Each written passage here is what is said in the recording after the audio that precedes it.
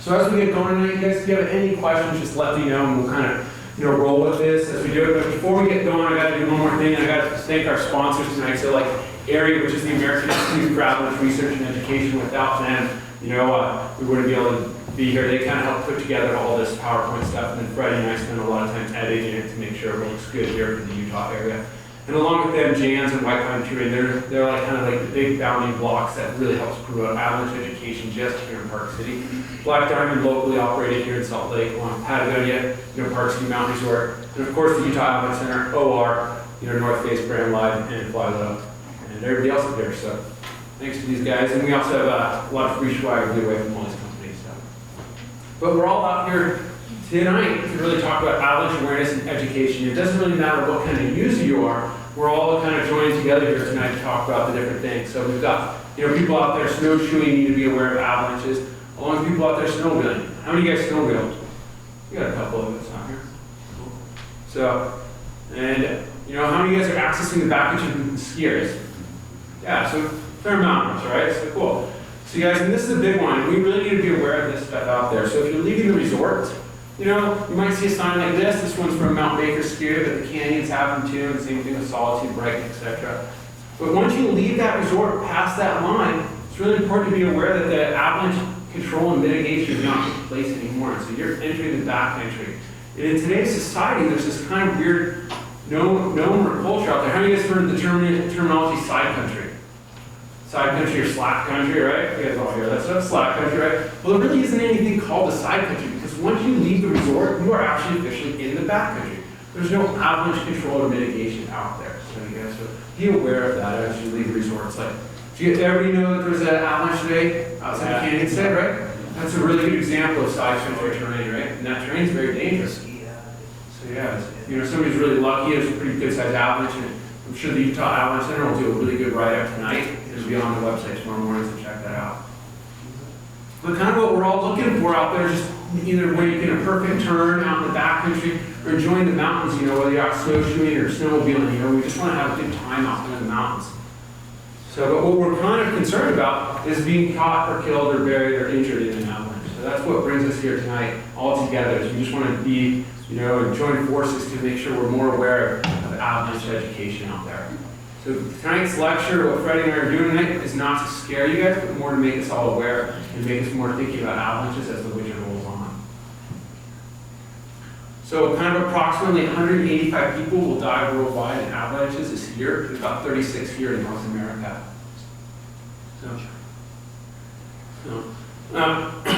So it might be a little blurry for you guys, but 42%, unfortunately, those of you guys who raise your hand, the snowmobilers are up here, you guys have a greater chance.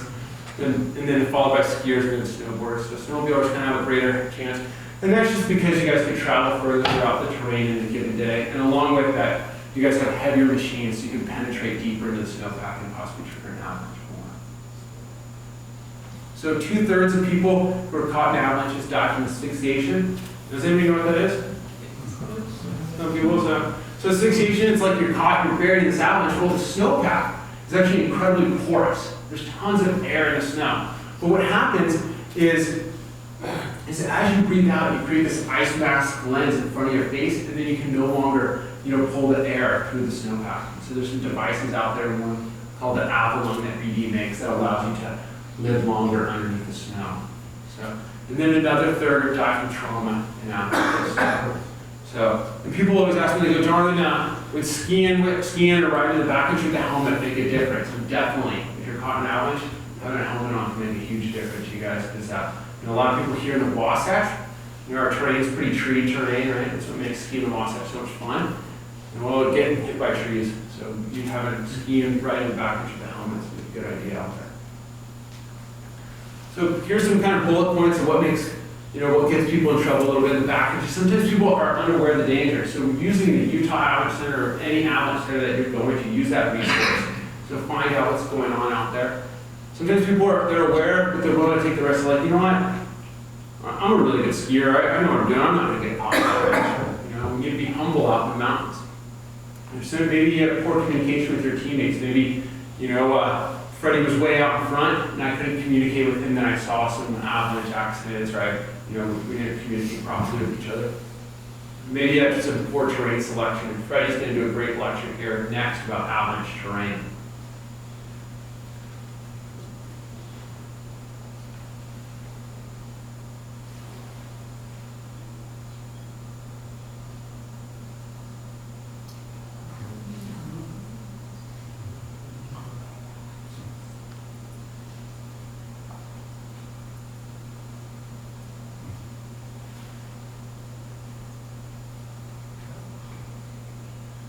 So luckily this person didn't get injured at all, but you can see in this video how quickly the avalanches just fracture around you and get moving a lot of snow really quickly.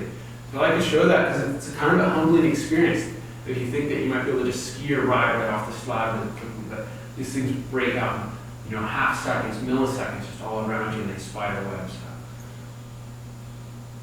So most of the time it's safe to travel in the backcountry, but it's really important to learn when it's not safe, and that's the key thing. And the Utah Avalanche Center or your local Avalanche Center does a really good job of recognizing that. So building an eye for when you're seeing avalanches and stuff, we're going to talk about that. But kind of people are like, well, what is an avalanche? Like, how do we know what an avalanche is? Well, you need three things. We need unstable snow. What else would we need for an avalanche to occur? Anybody else? Steep slope, yeah. So avalanche terrain, exactly. So without avalanche terrain, you're not going to have an avalanche. And the last thing we need is a trigger. So we need all three of those things to happen to have an avalanche out there. So kind of over the course of the winter, as it snows, it's going to form all these different bonds, and layers are going to form. And it's really the bonding between the snowpacks and the layers that determine whether we have an avalanche or not. And so people are like, well, do we always have avalanches if it snows? No, it's actually how those bonds meet together. And that local avalanche centers do a great job of letting you know the bonding. So kind of in simplest terms, how many of you guys do physics or are mathematic people here? You guys are? If you want to snowboard, you kind of have to be, right? Yeah. Doing a lot of repairs. So kind of in the simplest terms, the way to think about avalanches is stress versus strength. It's pretty simple. The more stress you add to the snowpack, eventually failure is going to occur. And the best way to think about this is snowpacks can adapt slow to change. So kind of a great scenario is, let's say it snows 6 inches tomorrow. And then the next day it snows 6 inches, and then it's sunny for 2 days, and then it snows 6 inches, and then 6 inches. You might not have an avalanche, because the snowpack can adjust slow to change. But if we were to take all those 6 inches and add it to 24 inches and add it overnight, you would probably have an avalanche, because anytime the snowpack can't adjust well to rapid change. So if we add a big load overnight, it's going to have a problem. Or if it rapidly warms overnight, we're going to have a problem. So what happened over the weekend? We had rapid snowfall and we had rapid winds, and that's why our avalanche danger went sky rise. So anytime it changes slowly, the snowpack can adjust well to change. So we have two main types of avalanches out there. We got the loose snow and the slab avalanche. And so the loose snow is kind of like, they're easy to predict. This is like the slough, you're like skiing or riding down, you get like little point in these to go down. Oh, that's kind of cool. But they can also be really hazardous. These things can push you into trees, they can push you off rock bands, maybe into a tight gully, right? So be aware of those. But the main kind of avalanche we're really concerned about are what we call the slab avalanche. And the slab avalanche can propagate great distances, they can entrain a lot of snow, and they have a lot of destructive potential. So these ones are really hard to predict. Yeah. But they can be really small. And why would noting small slab avalanches be really important as a backcountry user? Let's go slide somewhere else. Yeah, exactly, right? It's like pretty simple, right? Yeah, if you're like snowshoeing along and you see a small avalanche on the side of the road cut, right? Does anybody know what ski resort this is at? Oh, nice. Good job. I'm going to give you a free raffle prize. I went to college there. Skiology. Western State University now. Awesome, you guys. Western State people. But yeah, so small avalanches, really important to notice, right? Because if I take this same slope configuration to a bigger one, I'm going to try to trigger a bigger avalanche. And when we look back on these accidents, a lot of people triggered or saw small avalanches before they went into bigger terrain and killed themselves or their friends. So this is a key thing to think about up there, you guys.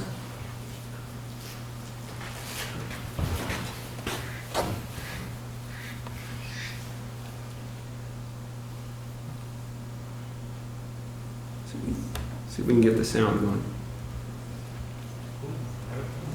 Nope, no sound, sorry guys.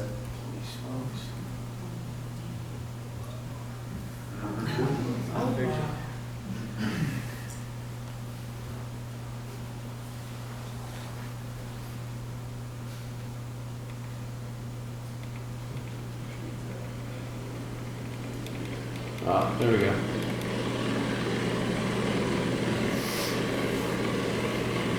So slab avalanches can propagate great distances. They can train a lot of snow like this one here.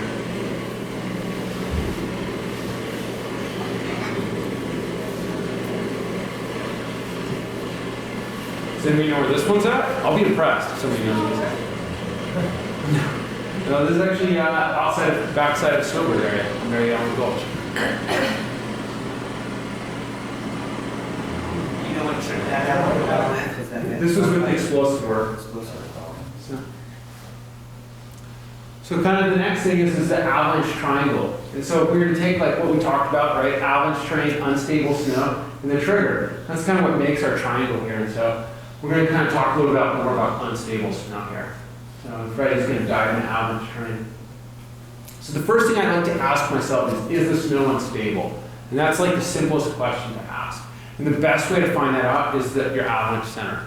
And I can't stress that enough. Like Paul did a great job, but it's like, man, use that stuff, use the resources, you guys. And I like to show this is avalanche.org. So this is like the hub of all the avalanche centers out there.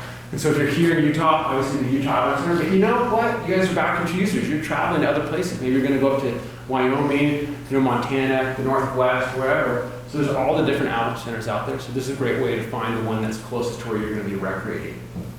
Here in Utah, we've got the Utah Avalanche Center, and this is what the home page looks like. Have any of you guys been to this page?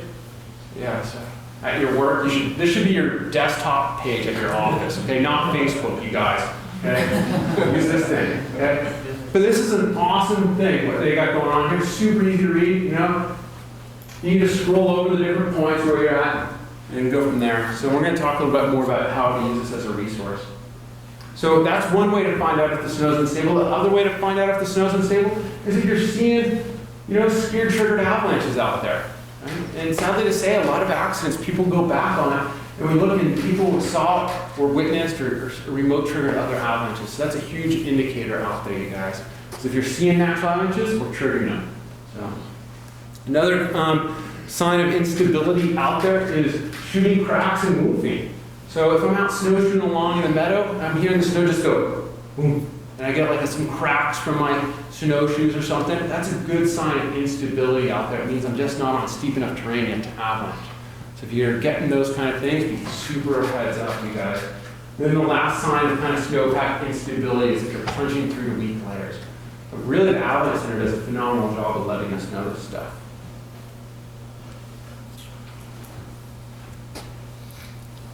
I didn't think much about it at first. I clambered out of the hole in the snow where I'd been buried. I traveled into the snow for over 1,000 feet at a speed estimated at 45 miles per hour. I came to rest with my right hand sticking out of the snow, my helmet ripped off, my mouth, nose, and ears packed with snow. Then everything turned gray.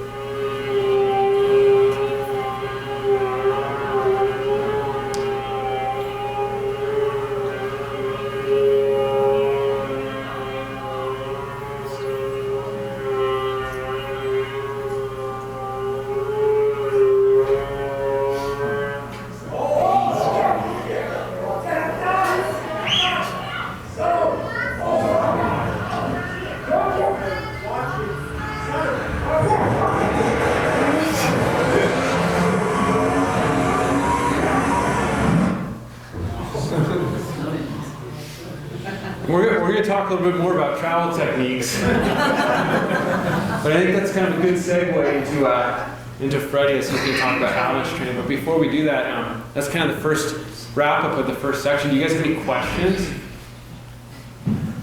Oh, come on, you guys. You're telling me there's like 50 people here, nobody has a question? All right, there we go. You're going to go into travel techniques, so Yeah. in that situation, it'd be better to travel on a ridge or through the trees. Yeah. Yeah, and as we talk about, like in that video, is that what you're asking? Yeah. Yeah, so in that video, when we talk about travel techniques, is, I bet those people at the bottom that were videoing it were probably not so psyched. So when we're going to talk about grouping up in islands of safety zones, so not standing right below the slope, in case somebody does get caught in an avalanche. So luckily, nobody else, only one person got caught there. But yeah, so maybe finding a little bit safer zone to go down to. Well, I'm curious, they said keep an eye on where he was. Yeah. I heard them say that. Is that, or would you even carry down further? Yeah, so one thing when we talk, we're going to do a segment here tonight on avalanche rescue as well, and one thing that we want to know is the last point seen. And the reason why we want to know the last point seen of where somebody gets caught is it's going to help you start to do your avalanche rescue scenario with your avalanche transceiver. And so that's why they said, like, keep an eye on him so we really know that he's like in the middle or on the side of that whole avalanche. So it's a good idea to keep an eye on. Any other questions, you guys? Yeah. What are, other than a guy in a snowmobile like that, what are other triggers?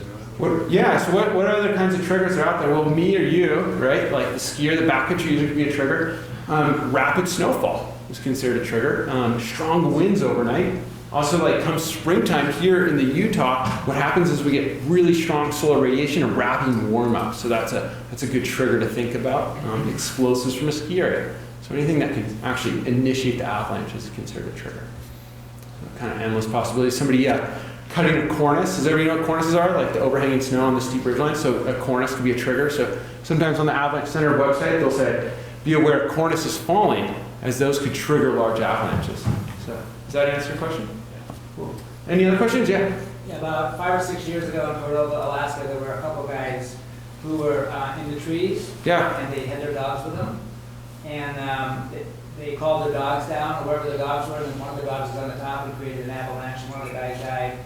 Oh wow, that's pretty bad, pretty sad They accident. got wrapped around a tree, and they were in the trees, and it was a huge avalanche. Yeah, it's a pretty bad accident. Yeah. Good questions. Like, we ride snowmobiles, okay? I get that. But how do you coexist with skiers, snowboarders? Because if you're riding the ridge, and they're like 500-600 pound machines. Yeah. And you drop a cornice. I mean, how do you correlate with skiers? Hikers, and then with our machines, I was like, yeah, we kind of do some crazy things. Like, I'll punch through cornices, but on the same token, it's like I don't want to get other people killed. That's why I'm kind of like, you travel on top or you travel on the bottom. Yeah. How do you keep other people safe? Because, That's actually a really good point, especially here in the Wasatch, which is such a crowded mountain range. Oh. Is everybody aware of that? Like Wasatch it's awesome. It's probably like the smallest, most heavily traveled mountain range besides like the Alps. Right? And one of the issues is how we all coexist in the backcountry and correlate that to avalanches, right? And you can take one mentality, like the bro bra surfer mentality, like this is my terrain. If you're out here surfing in my way, I'm gonna come hit you, right? Or we can take the other side of that. Yeah, it doesn't work. So what we got to do is we got to communicate with each other. So if somebody's below you and you're up on a ridgeline, you know what? I just stay way away from the ridgeline, and I won't even come near taking a cornice off because somebody's below me. I don't want to injure or hurt somebody. And I've seen it here in the backcountry where people are down below and somebody's like, well, they're in my way. I'm just going to start cutting this cornice. And they'll get out of the way. It's like, no, we got to all work together here and communicate. So when I'm out there backcountry skiing, I like to be like, hey, Freddie, where are you going to go? And he's like, oh, I'm going to go over here. And I'm like, oh, cool. Maybe me and my friends are going to go over on this side. And snowmobiling, I know it's a hard thing out there because you guys like to high mark up the slopes, right? You got like the skiers below you. So just try and make sure when you're doing that there's not many skiers right below you. Maybe that means you have to wait a couple minutes till they're out of the way, or maybe the skiers have to hurry up. But I think a lot of it comes down to just communication with each other. Yeah. Well, I'm just kind of curious on that because I don't know. It's like you go down in the valleys, okay? Yeah. You got the skiers. I'm like, okay, well, where do they go? Well, they're going to charge up the hill. Then you got to go to the other side. But then on the same token, you be on the other side. They can be on this side. You can still trip. I don't know. It's kind of It's hard. Yeah, and that's one of the problems here. I didn't know if there's kind of a protocol or anything like that. I think the best thing is like the golden rule: treat people with how you want to be treated. So if you don't want somebody to ski right above you, then don't do the same to them. That's kind of worked for me in the backcountry. So I don't know. Does that answer? I know it's a tough question. You're putting me on the spot. Didn't help me, but the way I usually do it. All right, I'm gonna one more question. So when you're in the resort, Yeah. Obviously there's a lot of avalanches that happen in the resort too. So the triggers in the resort are the same, and they may not have controlled them either. Correct. Yeah. Because there's this false sense of security there, I think. Yeah, that's a tricky question you're asking. Yeah. So inside the resort, I think resorts do a phenomenal job of doing the best thing they can to mitigate an avalanche risk in their thing. But there's an assumption to risk when you go to a resort. And I recommend to people, if you have an avalanche beacon, you might as well use it in the resort because it doesn't cost you anything except batteries. So, but it's a tough thing, So I think the resorts do a phenomenal job, and if you're skiing in the resort bounds that are open, then you're probably safe, But, there are risks with skiing. So and there's only so much people can do, just like there are risks with driving and stuff like that. So. I think the same rules should apply as far as skiing above somebody. Yeah, I think so too. Yeah, for sure. Try and be courteous to people. More people get hurt, at resorts because people collide with each other, skiing fast out of control than an avalanche. So I have a lecture on that someday too. All right, I'm going to pass this on over to Freddie, and Freddie's going to talk a little bit about avalanche terrain. Okay, this is going to be